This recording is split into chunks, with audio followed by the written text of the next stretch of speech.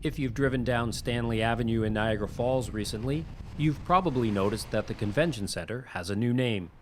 President and General Manager Noel Buckley spoke to The Source about the significance of renaming it the Niagara Falls Convention Center. Many of your viewers would know we've been here for 10 years, 11 years now, but we had an incredibly great relationship with a corporate sponsor. The opportunity came for us to move forward with a new name.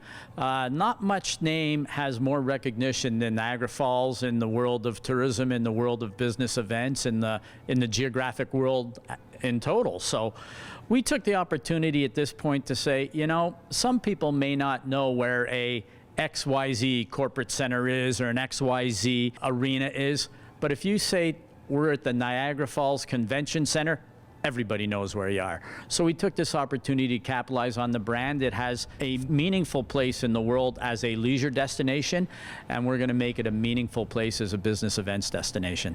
Because of the COVID-19 pandemic, the convention center hasn't been able to host any events in nearly 2 years.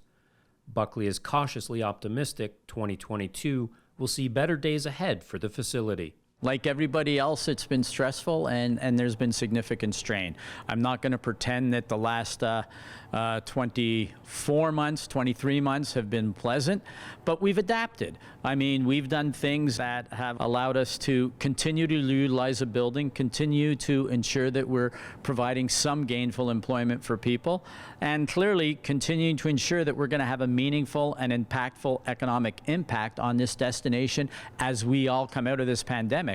So it doesn't matter if it's being a film studio as we were this summer, being a vaccination clinic as we are right now, or many of the things that we're in between. We've been ensuring that as much as possible the building is put to some use. Do we want it to be wide open? Do we want to be allowed to have 5,000 people in here? Do we want to run significant business events and Comic-Cons and all those other great things that we do? Yeah, but we remain cautiously optimistic that that will happen in 2022.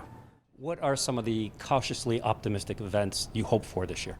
I mean, certainly the viewers in Niagara will be familiar with a lot of the major consumer shows that we do. A lot of the events that many Niagarans would be familiar with include things like Comic-Con, which does extremely well locally and actually regionally and throughout the Southern Ontario area. The same producers do a great show called Frightmare by the Falls. And every year, annually, our holiday show is called the Handmade Market, which has been here for a long time and does exceptionally well too. Those would be some of the major consumer shows that a lot of your viewers would be familiar with. Live entertainment, clearly we're going to be rescheduling Blue Rodeo. We are going to have the Trews back. So I mean, we're working hard to ensure that the building is full, and those are things that the public would know about, and many of the non-public events with our significant corporate and association base that has been with us since literally we opened the door in 2011. We're expecting a number of them to be back with us in 2022. When you can run a full schedule of events throughout the year, how much of an economic impact is that on the city? Yeah, that's a great question. You know, since this building has been around, we've done in excess of 250,000 room nights for some of what you're looking through right outside this window. So when you look at economic impact, it's been in the tens of millions of dollars per year. Some estimates are as high as $100 million.